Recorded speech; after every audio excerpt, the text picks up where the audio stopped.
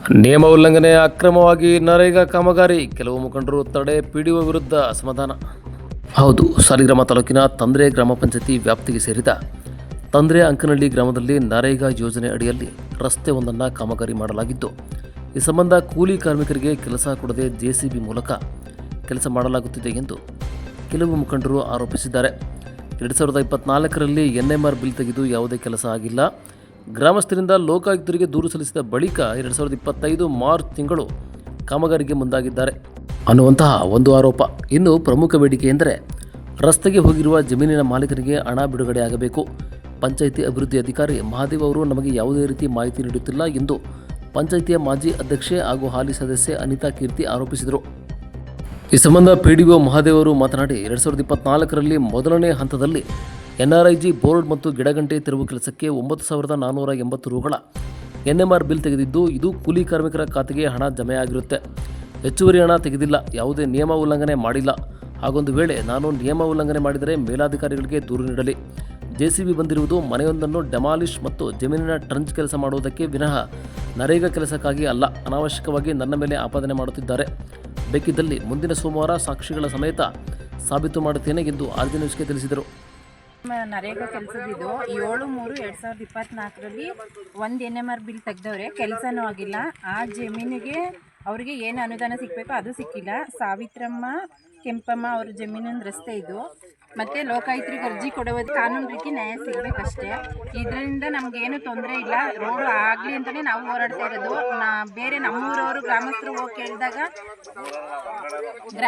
ಕೇಳಿದಾಗ JCP ಮಾಡಂಗಿಲ್ಲ, ಲೇಬರಲ್ಲಿ ಮಾಡಿಸ್ಬೇಕು ಅಂತ ಹೇಳಿದ್ರು. ಬೇರೆ ಊರಿಂದ JCP ಕೆಲಸ ಮಾಡಿಸಿ ಅವರೇ ಲೇಬರ್ ಮಾಡಿ ಅಂತ ಹೇಳಿದ್ರು. ಇಲ್ಲ, JCP ಮಾಡಿಸ್ತೀವಿ, ಲೇಬರ್ಗೆ ಕೂಲಿ ಕೊಡೋಕ್ಕಾಗಲ್ಲ, ನಮಗೆ ಅಷ್ಟು ಸಾಕಾಗಲ್ಲ ಅಂತ ಏನೇನೋ ಹೇಳಿ ಒಬ್ಬ ಲೇಡಿ ಮೆಂಬರ್ಗೆ ಅನ್ಯಾಯವಾಗಿ ಮಾತಾಡ್ತಾವ್ರೆ. ನಮ್ಗೆ ಇದರಿಂದ ನ್ಯಾಯ ಸಿಗಬೇಕಷ್ಟೆ.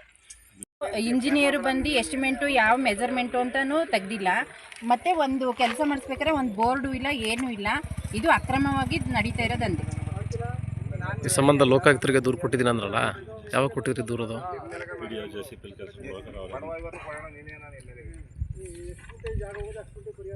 ಇವಾಗ ಒಂದು ತಿಂಗಳಿಂದ ಕೊಟ್ಟಿದ್ರು.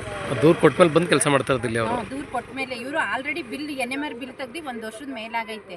ಇವಾಗ ಅಲ್ಲಿಂದ ಮೇಲಧಿಕಾರಿಯಿಂದ NMR ಬಿಲ್ ತೆಗ್ದಿರೋದ್ರಿಂದ ಬಂದು ಇವಾಗ ಅವರಿಂದ ಪ್ರೆಸರ್ ಮಾಡಿರೋದಕ್ಕೆ ಇಲ್ಲಿ ಬಂದು ಕೆಲಸ ಮಾಡ್ತಾವೆ. ನಾವು ಏನೇ ಕೇಳಕ್ಕೆ ಹೋದ್ರು ಪಂಚಾಯತಿಲೇ ನಮಗೇನು ವಿಚಾರ ತಿಳಿಸೋದಿಲ್ಲ. ಅಲ್ಲಿ 4 ದಿನಗಳಿಗೆ ರೋಡು ನಮಗೆ ಕೊಟ್ಟಿರೋದು ಜಾಗವ ನಮಗೇನು ಪರಿಹಾರ ಕೊಟ್ಟಿಲ್ಲ. ನಿನ್ನೆ ಏಕಾಏಕಿ ಬಂದು JCP ರೋಡನ್ನು ಕೆರೆದಿರೋದು. PDO ಆಗಲಿ ಇವರಾಗಲಿ ನಿಂತ್ಕೊಂಡು ನಾನು ಮೊದಲಾಗಲೇ ಹೇಳಿದ್ದೀನಿ, ಇದನ್ನು ಬಿಲ್ ತಗೊಂಡು 1 ವರ್ಷ ಆಗೈತೆ. 1 ವರ್ಷದಿಂದ ಬಂದು ಏನೂ ಮಾಡಿಲ್ಲ. ನಿನ್ನೆ ಬಂದು ಏಕಾಏಕಿ ಮಾಡಿರೋದು ಇವರು.